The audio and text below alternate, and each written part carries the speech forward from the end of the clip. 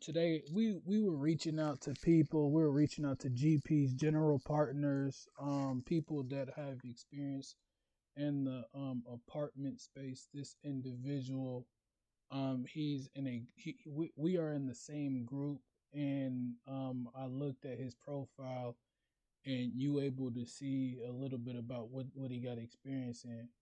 So as you can see, he's an investor, a partner. He's a operator, a GP, and he's in this. Me and him, we in the same group. So for me, one of the things I start doing, I DM somebody, hey, I do, or one of the things that I did, I guess I should say. So I DM'd them, immediately let them know, like, hey, Chris, I'm an acquisition manager for several years. Told him a little bit, told him a little bit about, my experience and etc. One of the other things I would say, in real estate, a lot of seasoned people, they harp on their experience. So that's something I did, and you could look at my profile and you could see the organizations that I'm linked in and I'm tied to. So I told him what I was looking for. I wanted to be a co-GP, as I stated. This is how I'm gonna end up getting my apartment or my multifamily. There's several different ways you can get an apartment or a multifamily, any type of property. This is the thing I like about real estate. It's all about what you negotiate. If you negotiate, if you negotiate for capital, for quick cash, you can get that. If you negotiate for equity, you can get that. It's all about the negotiations. So I reached out to a bunch of people that was seasoned in the space and let them know what I wanted to do. And then immediately, this is what I responded back. I started asking them questions, start quizzing them. I started quizzing them immediately. I understand, again, to me, what he replied to, his reply back to me was too short. And being in a lot of these classes, these organizations, they teach you how to have this conversation, what to ask for, how to vet them. So immediately, this what I said. I start trying to vet them, letting them know what I was looking for and trying to see did our goals align. And this is what he said back. So I broke it down a little bit more. And he looking in the Kansas City area, and then he looking in the Springfield area. So we're gonna start with Springfield just because sometimes that's where Flip be looking for a lot of his properties. So I'm familiar but not very familiar with the area. I've been in the area a little bit. And then Kansas, I don't think I've been out there, but the biggest thing with that is I don't think they allow wholesalers. So that could be an issue if we want to wholesale it unless you double close. But let alone,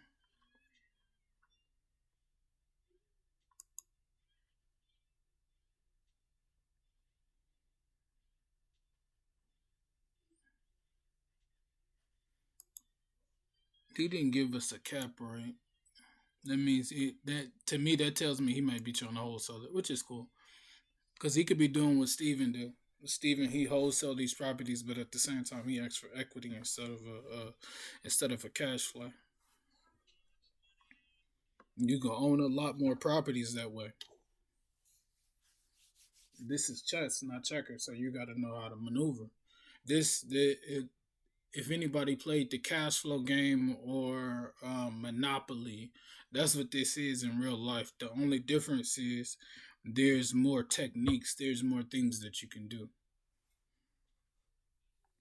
Most people chase the cash play, even though cash is good, but that's only for that moment. Long term equity.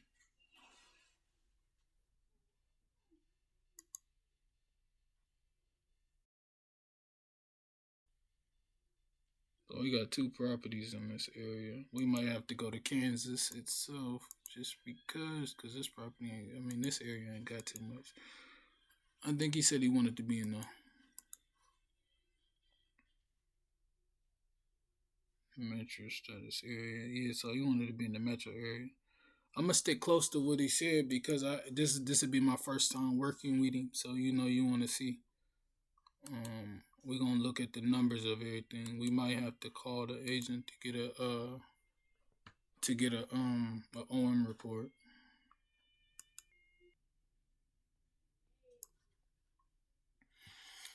So the whole point of doing any of this, I want to show you guys that you don't need money to buy these things because I'm not using any money. I'm using OPM to the fullest. If you can find an individual that's willing to pay for it and allow you to either get a cut from it or allow you to get an equity play from it, why not take that opportunity? I look at this as easy money is sitting on the ground because most people don't know that hey, you could do this. There's people out there that got a lot more money. They millions, bro, millions, and they don't got time to be looking for assets. They ain't got time for that. They too busy in meetings and they doing other shit. They got family. They got all bunch of shit. This is where you come in. I forgot this woman name. She was a very popular wealthy person, and she always talked about how rich people got problems too. If you focus on poor people problems, you're gonna have poor. You're gonna get paid smaller, basically. If you focus on rich people problems, you're gonna get paid higher. And for me, my ideology of thinking was always okay, I need to be around these individuals. I need to know what they know. Why are they in this position? For me, that was always my ideology of thinking. Why are they in this position? See, some people they hate those people. For me, I don't. I love them. They just think different. We're going to okay S just so we can undo MF multifamily.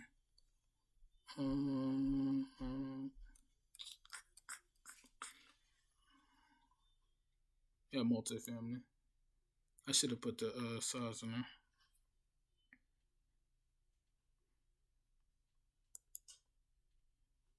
So what we doing right now? We building a list. We building a list, and we gonna start attacking all these that he want. We gonna bring them leads. Bring them leads, bro. Bring them leads. That's why I start hiring people, having people do stuff. I told y'all in the beginning of last year that I was gonna strictly focus on multifamily and multifamily apartments. That's what I wanted to do. Again, I feel like I've been in the game for a long time. I understand what I'm doing. I get it. I'm around seasoned people. I could sit here and talk with the best of them. I feel like it's time for me to, pull off this vision I see with this apartment stuff. I've been saying this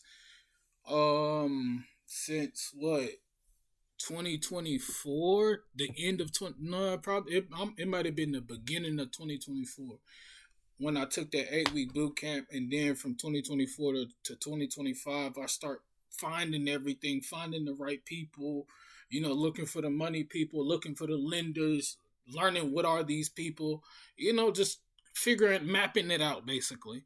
And then 2020, what is it? 2026, we attacking it. Let's go.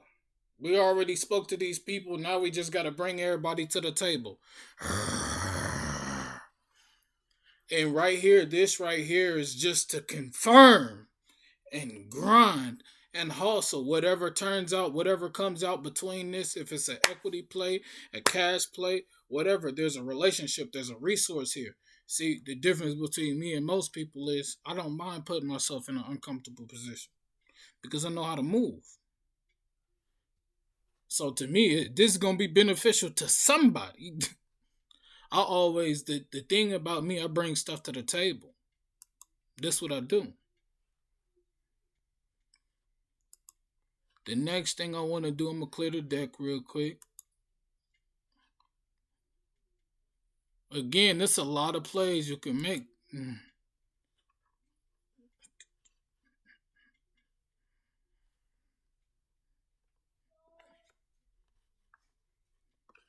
There you go.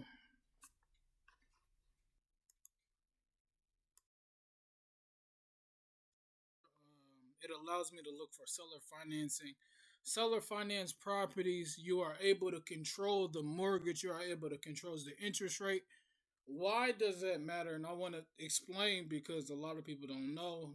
This is just a way for me to quiz myself and at the same time teach. Sorry, I'm listening to music. But no, the so it let me get back to it. Okay, so seller financing, it allows you to control the mortgage and the interest rate. And why that's a good thing, because this in a way it controls your cash flow. It helps you be lean, as I like to say. Like I say, I'm running lean right now as a business owner. That means I'm cutting expenses down. So with the mortgage, you're able to cut the actual mortgage down, and you're able to control it. You and the homeowners, whatever you and the homeowner negotiate. So from there, it's an easy W if you structure a deal or something that's workable. That's all it is. You got to structure something that's workable.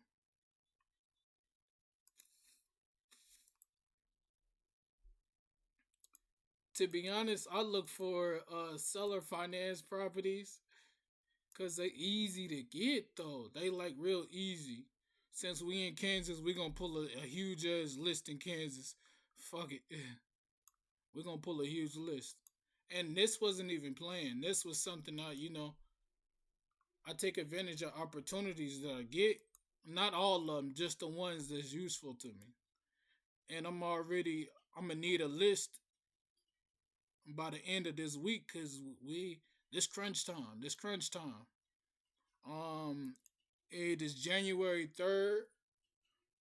I want to get as many properties on the contract as possible. In the next 6 months, we got some right now, but the thing is, we need a lot more. I'm hustling. I'm very competitive with myself. I only go against myself. For me, I try not to compete with other people because you can get tricked out your position. You don't want to get tricked out your position. So for me, I'm just focused on me, man.